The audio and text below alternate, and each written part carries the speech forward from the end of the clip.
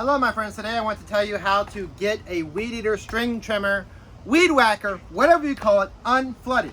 So sometimes people get their string trimmer flooded, and basically this can help flood it. So there's a choke, right? There's a choke. So what happens is that may be great if you're going to start it and it's been sitting for a while. But if you've been like running your weed eater for a while and it's nice and warmed up, maybe you're running it for 20-30 minutes, and then you just put it down because you want to go do something in the house real fast, grab a drink, and you come back, and then you go to choke it and you start trying to like pull it while it's choked, then what can happen is you get basically gas in there and then your string trimmer is flooded. And so then your string trimmer does not start. So I'm going to go ahead and show you how to unflood it. And I want to use more of an extreme example of flooding it. So basically you might get a little gas in if you do it like, you know, if you're choking it when you shouldn't. But you might be like, well, how do I start it? So basically to start it, what you want to do is have the choke off, and you want to hold the throttle in. Make sure it's on start. Hold the throttle in and then be pulling the rope, okay? Just like that. And you just hold the throttle down, okay? But I want to go ahead and deliberately flood this even worse than what you could probably do that way, just to show you how to do it, okay? So I'm going to go ahead and I want to take, you might need to come around. I want to go ahead and take the spark plug out, and I want to pour fuel where the spark plug goes, okay? By the way, please subscribe, turn on notifications.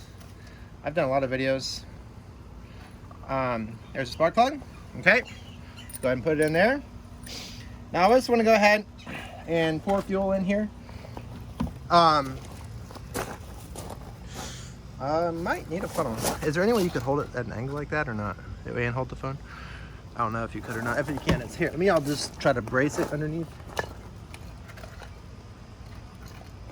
All right. I just want to go ahead and basically put gas, you see the hole, right into that hole. All right. Whoa. Okay. I got gas in the hole. There we go. Now, what's going to probably happen is it's going to probably not even want to pull the rope when I first do this. The rope's probably not even going to hardly pull. It's going to be like, probably like hydro-locked, vapor locked, whatever you call it. All right. So I want to go ahead and do this. Just plug it, screw this in. Now, obviously, if it was actually possible for it to be flooded this bad, it would be a lot more simple to just take the spark plug out and dump out the fuel. However, I deliberately want to do it the harder way to show you how to do it, okay? So if you enjoy, you appreciate what I'm doing, please sub, turn on notifications. Let me know what you think in the comments, all right? Have you ever had something not want a string trimmer not start, and you're wondering how to make a string trimmer start, how to make a weed whacker start? Okay, so right off the bat, I can tell you, I'm probably not gonna be able to pull the rope. I'm not 100% sure. I gotta try this. But obviously I want to make sure that the choke is not on, because it's already flooded. I want to go ahead and squeeze this in to help it start to drain, and I want the choke to not be on. And I might need to pull this 30 times. I don't know. It might smoke a little bit. Don't do this in an enclosed area, okay? So I want to hold the throttle down, make sure it's on the run, and I want to just keep pulling, all right?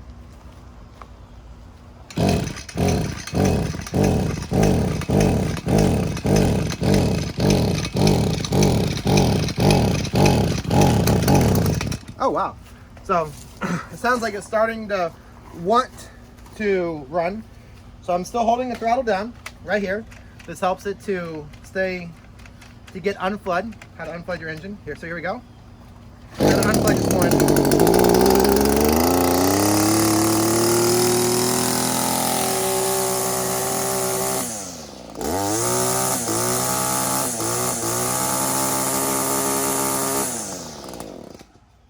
Okay, it seems to run. Let's go ahead and see if it'll start up easy this time. Yes. So my friends, that is how you can successfully unflood your small engine. This may work for more than just a string trimmer. It might work for a snow blower. It might work multiple different kinds of small engines.